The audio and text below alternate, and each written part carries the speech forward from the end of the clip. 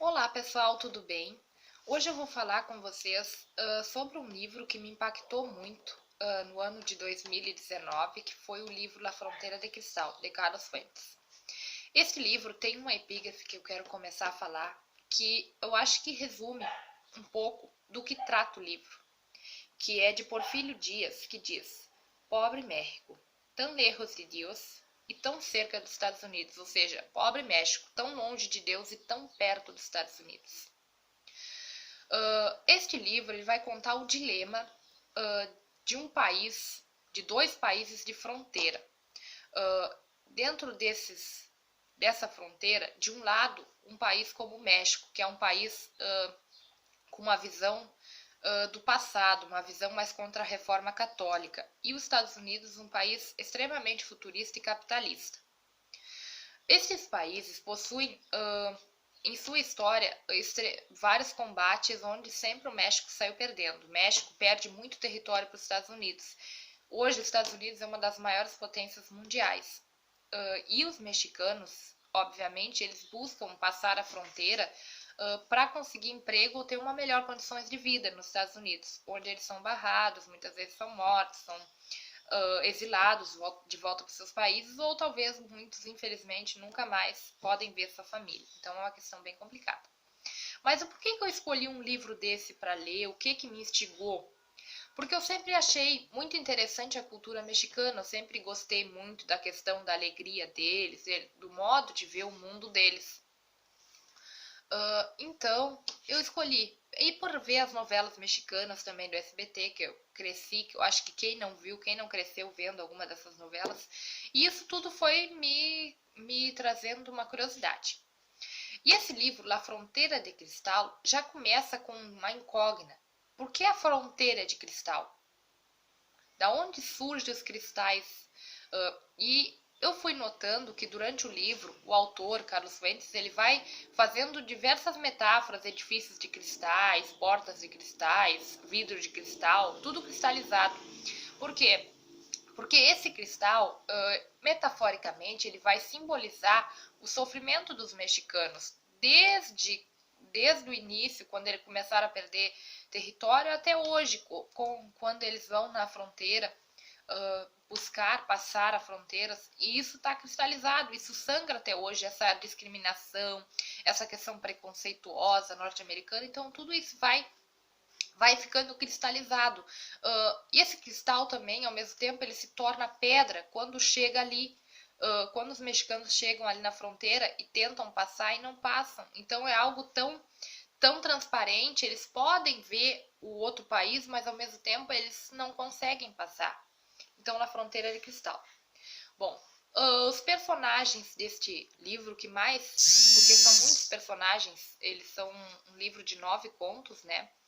E o personagem principal é o Leonardo Barroso. O Leonardo Barroso, ele é um personagem secundário em alguns contos, mas em outros contos ele vai ser o principal. E no primeiro conto, começa a narrativa com um romance, quando ele conhece Marcelita, que é sua sobrinha, e se apaixona, e os dois têm um caso.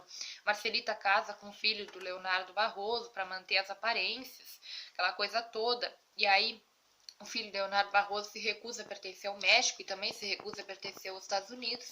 E ele vai morar com os índios, ou seja, ele fica à margem da sociedade. Quando ele fica à margem da sociedade, ele se recusa tanto a pertencer aos Estados Unidos e a pertencer também ao México, simbolizando aí a questão literária, porque ele era muito apaixonado por literatura. E o que a literatura faz? A literatura ela une os mundos. Ou seja, quando quando o filho do Leonardo Barroso ele decide a não pertencer a esses mundos, ele automaticamente ele está querendo unir esses países. Ou seja, como ele não consegue, ele resolve ficar à deriva. Bom, o México, outros personagens importantes para mim é o Lisandro Chaves. Por quê? O Lisandro Chaves, lá no conto La Fronteira de Cristal, que é um dos contos que fica quase no final do livro, ele vai encontrar uma norte-americana, quando ele é um mexicano que vai trabalhar nos Estados Unidos, da empresa de Leonardo Barroso. E quando ele chega lá, ele conhece uma norte-americana através de um vidro. E essa norte-americana está passando por um problema, um problema no seu casamento. E aí ela se encanta por ele, os dois se encantam, só que na hora de escrever o nome no vidro, quando ele está limpando, ele escreve sou mexicano.